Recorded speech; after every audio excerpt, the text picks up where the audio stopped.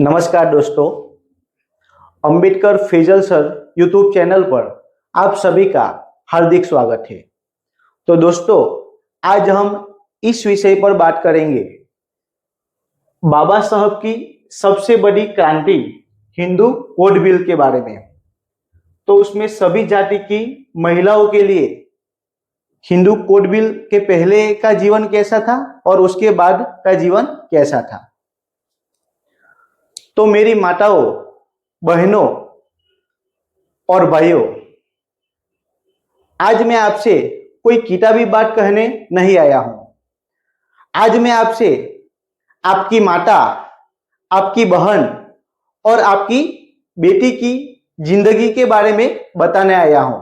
अगर आज एक बेटी अपने पिता की संपत्ति में से हिस्सा मांगती है, अगर एक औरत जिस पर अत्याचार हो रहा है वह अपने अत्याचार के खिलाफ आवाज उठाती है, और एक विधवा जो अपना जीवन फिर से जीना चाहती है, तो जरा सोचिए कि उसे यह ताकत कहां से मिली। तो उसे यह ताकत डॉक्टर बाबा साहब आंबेडकर ने दी, और इसका प्रमाण है हिंदू कोड बिल। तो हिंदू कोड बिल से पहले महिलाओं की स्थिति क्या थी, यानी कि हिंदू कोड बिल से पहले यानी 1951 में सभी जातियों की महिला के बारे में हम बात करें तो चाहे वह ब्राह्मण स्त्री हो, चाहे वह क्षत्रिय स्त्री हो, चाहे वह वैश्य स्त्री हो, चाहे वह शूद्र स्त्री हो, तो सभी स्त्रियों, औरत सिर्फ औरत थी, यानी कि उसे किसी भी प्रकार का अधिकार नहीं था। अधिकारहीन यानी उसे किसी भी प्रकार का अधिकार नहीं था, ऐसी स्त्री थी। तो हम कुछ कड़वी सच्चाई के बारे में भी जानेंगे। पति चाहे तो दूसरी शादी कर ले, यानी जो पुरुष पात्र है वह यदि चाहे तो दूसरी शादी कर सकता था। पत्नी के पास तलाक का कोई अधिकार नहीं, यानी उसका पति जैसा भी हो, चाहे उसे मारे पीटे या उसके साथ जैसा भी व्यवहार करे, तो उसको सहकर वहां पर रहना पड़ता था। बेटी को कहा जाता था पराया धन, यानी कि दूसरे के घर जाना ही है, इसलिए उसे पराया धन कहा जाता था। आज तो हम देखते हैं तो बेटी भी अपने पिता के घर रह सकती है। विधवा को सफेद कपड़े, अकेलापन और तिरस्कार। तो उस वक्त जो विधवा होती थी उसे सिर्फ और सिर्फ सफेद कपड़े ही पहनने पड़ते थे। आज तो हम देखते हैं तो वह अपने मनपसंद जैसे कपड़े चाहे वैसे पहन सकती है। अकेलापन यानी वह विधवा हो जाए तो ज्यादातर उसे अपशकुन मानते हैं और लोग उसका तिरस्कार भी करते हैं। संपत्ति पर सिर्फ पुरुष का हक, यानी कि जो पिता की संपत्ति है उस पर पुरुष का ही अधिकार रहता था, स्त्री को कुछ दिया नहीं जाता था। फर्क बस इतना था, गरीब और बहुजन औरतों पर ज्यादा अत्याचार था, लेकिन कानून से कोई भी औरत सुरक्षित नहीं थी।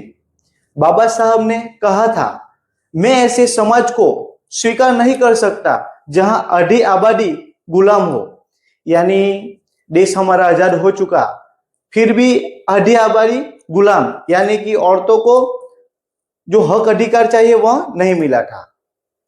उन्होंने समझा राजनीतिक आजादी मिल गई है, संविधान बन गया है, लेकिन घर के अंदर औरत अभी भी बंधन में थी। इसलिए उन्होंने सोचा औरत को कागज पर नहीं जिंदगी में बराबरी देनी होगी। तो साथियों, हिंदू कोड बिल क्या था उसे हम आसान भाषा में समझने का प्रयत्न करेंगे। एक पति एक पत्नी, यानी पुरुष एक ही स्त्री के साथ शादी कर सकता है। औरत को सुरक्षा मिली, यानी अब पहले जैसा नहीं कि दूसरी स्त्री भी वह ले आएगा और स्वतंत्र के साथ भी रहना पड़ेगा, ऐसा जीवन अब पहले जैसा नहीं है। धोखे से मुक्ति मिली।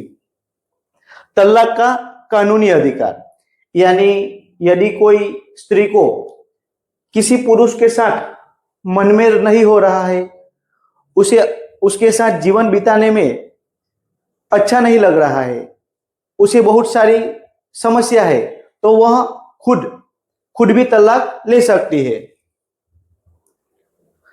कानूनी अधिकार है, तो कानून का सहारा भी मिला स्त्री को। बेटी को संपत्ति में अधिकार, बेटी भी बेटे के बराबर वारिस बने। तो पहले के समय में लड़की को जो वारिस है उसमें शामिल तो की जाती थी, लेकिन संपत्ति में हिस्सा नहीं दिया जाता था। अभी फिलहाल एक लड़का और लड़की किसी व्यक्ति का हो तो उसे अपनी संपत्ति में से 50-50% दोनों को देना पड़ेगा। विधवा पुनः विवाह, यानी विधवा भी दूसरी बार भी शादी कर सकती है। पहले के समय में ऐसा होता था कि बहुत कम उम्र की लड़की हो और उसकी शादी हुई हो, फिर भी उसे पूरी जिंदगी ऐसे ही जीना पड़ता था। अब विधवा को सम्मान मिला, यानी पहले हमने देखा था तो विधवा को सिर्फ और सिर्फ सफेद कपड़े ही पहनने पड़ते थे, लेकिन यदि ज्यादा उम्र हो किसी विधवा की तो कई विधवा वह फिर से शादी नहीं करती, क्योंकि उसके लड़के और लड़की बड़ी होती है। तो पहले सफेद ही कपड़े पहनने पड़ते थे, लेकिन अभी वो अपने मनपसंद कपड़े भी पहन सकती है। गोद लेने का अधिकार, अभी कोई भी स्त्री किसी को गोद लेना चाहे तो भी वह ले सकती है। पहले ऐसा नियम नहीं था। तो हमने आसान भाषा में हिंदू कोड बिल क्या था उसके बारे में जाना। इतना अच्छा कानून, फिर विरोध क्यों हुआ? साथियों, जब बाबा साहब यह बिल लाए तो संसद में हंगामा हो गया। धर्म के नाम पर डर था, समाज बिगड़ जाएगा। असली सच्चाई क्या थी दोस्तों? तो कुछ लोगों को डर था, अब औरत सवाल पूछेगी। बाबा साहब का ऐतिहासिक इस्तीफा 1951 में बिल को जानबूझकर रोका गया था। तब बाबा साहब ने कहा, मैं कानून मंत्री बनकर अन्याय का हिस्सा नहीं बन सकता, और कानून मंत्री पद से इस्तीफा दे दिया। सोचिए दोस्तों, आज कौन ऐसा करता है? यह साबित करता है कि बाबा साहब ने वाकई महिलाओं के लिए अपना सब कुछ दांव पर लगा दिया। तो दोस्तों, आज जो अधिकार है वो किसके कारण है? महिलाओं को। आज अगर बेटी केस जीतती है, महिला तलाक लेकर आत्मसम्मान से जीती है, दूसरी शादी अपराध है, विधवा को समाज अपनाता है, तो यह सब बाबा साहब की सोच का नतीजा है। तो दोस्तों, उस वक्त संसद में न जाने कितने लोग थे, तो किसी भी व्यक्ति को ये महिलाओं के बारे में नहीं सोचा। सिर्फ एक बाबा साहब ही ऐसे व्यक्ति थे जिन्होंने महिलाओं के बारे में ऐसा सोचा। चाहे महिला सवर्ण हो, चाहे महिला दलित हो, चाहे महिला ओबीसी हो, या चाहे महिला आदिवासी हो, कानून सबके लिए एक है। हिंदू कोड बिल ने यह साबित कर दिया कि बाबा साहब ने किसी एक जाति की महिलाओं के लिए नहीं, सभी महिलाओं के लिए बहुत कुर्बानियां दी। उन्होंने समाज को बताया कि धर्म इंसान के लिए है, इंसान धर्म के लिए नहीं। अगर आज भी कोई पूछे कि बाबा साहब ने क्या किया, तो गर्व से कहना, उन्होंने हमारी माँ को हक दिया, उन्होंने हमारी बहन को आजादी दी, और उन्होंने हमारी बेटियों को भविष्य दिया। अंत में जय भीम, जय संविधान, जय भारत।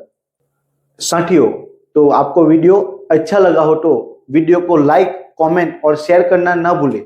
तो मिलते हैं नए वीडियो में ऐसे ही नए विषय के साथ।